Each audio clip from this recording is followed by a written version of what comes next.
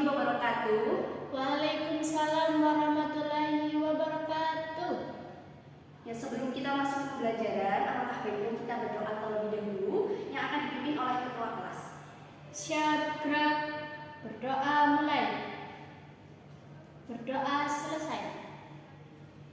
Apa kabar hari ini anak-anak? Alhamdulillah, luar biasa. Allahu Akbar. Ya, alhamdulillah ya, hari ini baik semua ya. Sebelumnya ibu akan absen terlebih dahulu.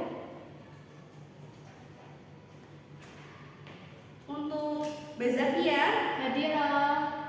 Mbak Rina, Hadirah. Mbak Zulfa, Hadirah. alhamdulillah hadir semua.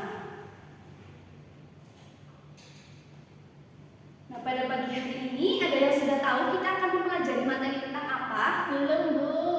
Kemarin belajar apa enggak, Mbak Zakia? Belum. Ya, kita di sini akan mempelajari mengenai dengan i'tikaf hati menjadi tenang. Nah, ada yang sudah tahu arti i'tikaf itu apa? Berdiam diri di masjid, Bu. Ya, betul sekali Mbak Zakia. Jadi, arti i'tikaf itu berasal dari bahasa Arab, yaitu i'tikafa yang takifu i'tikafan, yang artinya menetap atau berdiam diri di suatu tempat. Nah, sedangkan menurut istilah i'tikaf itu yaitu berdiam diri di masjid untuk beribadah kepada Allah Subhanahu wa taala dengan tata cara tertentu. Nah, kemudian Allah Subhanahu wa taala itu berfirman dalam Quran surat Al-Baqarah ayat 165 yang artinya, dan kami perintahkan kepada Ibrahim dan Ismail, bersihkanlah rumahku untuk orang-orang yang tawaf, yang i'tikaf, yang rukuk dan yang sujud. Kemudian ada hukum i'tikaf. Ada yang sudah tahu hukum i'tikaf itu apa? Belum, Bu. Nah, jumhur ulama berpendapat bahwa hukum i'tikaf yaitu sunnah. Madhab Asy-Syafi'iyah berpendapat bahwa semua i'tikaf itu hukumnya sunnah muakkad. Nah, setelah kita mempelajari pengertian hukum, juga ada rukun dan syarat. Nah, rukun i'tikaf yang pertama itu niat.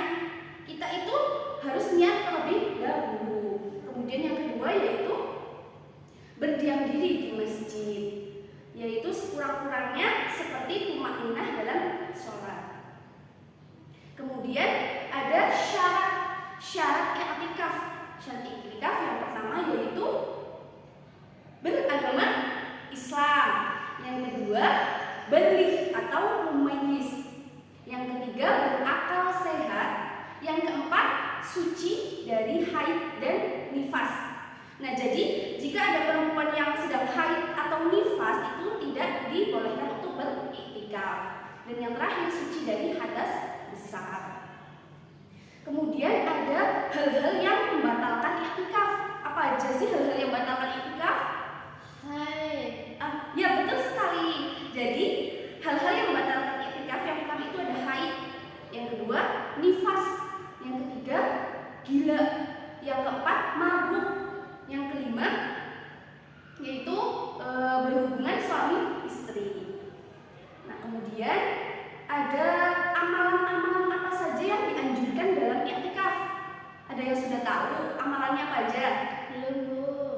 Nah, jadi amalan beriktikaf, amalan yang dianjurkan dalam beriktikaf yang pertama itu yaitu sholat, yang kedua yaitu memperbanyak membaca Al-Quran, yang ketiga berzikir, yang keempat bersholawat, dan yang kelima mengurangi hubungan dengan orang banyak. Nah, setelah kita mempelajari ada pengertian, ada hukum, rukun, syarat, hal-hal yang membatalkan atau amalan-amalan yang dianjurkan dalam i'tikaf, yang terakhir itu ada hikmah dalam kita mengerjakan i'tikaf. Yang pertama yaitu menghidupkan hati dengan meningkatkan ibadah kepada Allah Subhanahu wa taala. Yang kedua yaitu mendatangkan ketenangan dan ketentraman hati. Yang ketiga yaitu untuk mengevaluasi diri atau bermuhasabah. Nah, setelah Ibu sudah menjelaskan materi ini, apakah anak-anak ada yang perlu ditanyakan? Belum ada, Bu. Berarti udah paham ini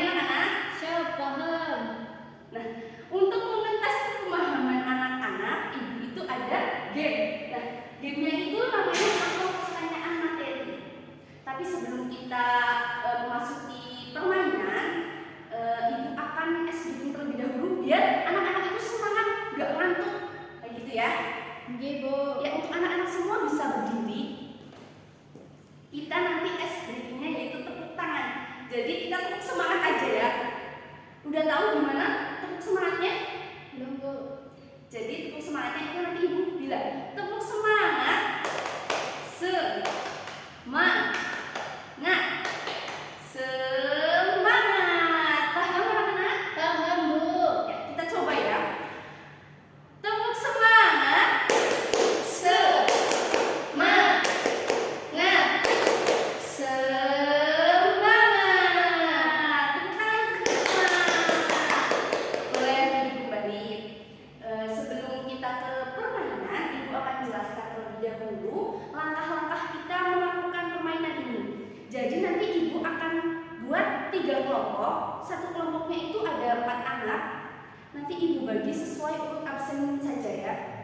Nanti urut absen 1 sampai 4 kelompok 1, 5 sampai 8 kelompok 2, dan 9 sampai ke 12 kelompok 3. Nanti setiap kelompok salah satu itu menunjuk setiap kelompok itu ditunjuk salah satu sebagai ketuanya. Nanti ketuanya itu untuk mengambil amplop pertanyaan yang ada di depan. Kemudian bisa duduk kembali dan didiskusikan bersama kelompok. Ibu kasih waktu selama 5 menit. Seperti itu, paham anak-anak? Paham, Bu. Ya. Sudah berkelompok apa belum ini? Sudah. Ya, langsung saja untuk ketua kelompoknya bisa maju ke depan mengambil amplop pertanyaan.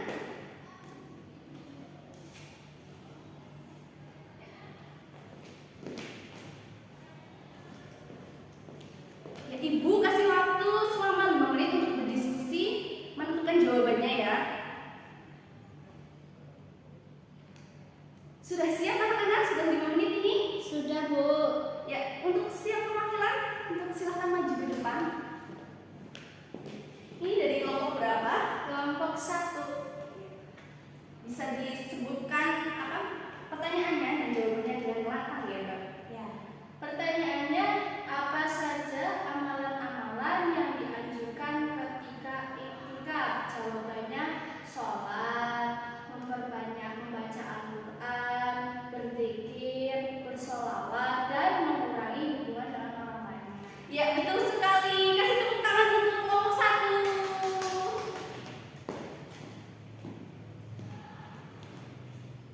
Ya, jadi tadi semuanya sudah maju ya. Ternyata betul semua, berarti semuanya sudah benar-benar paham ya materi kita hari ini.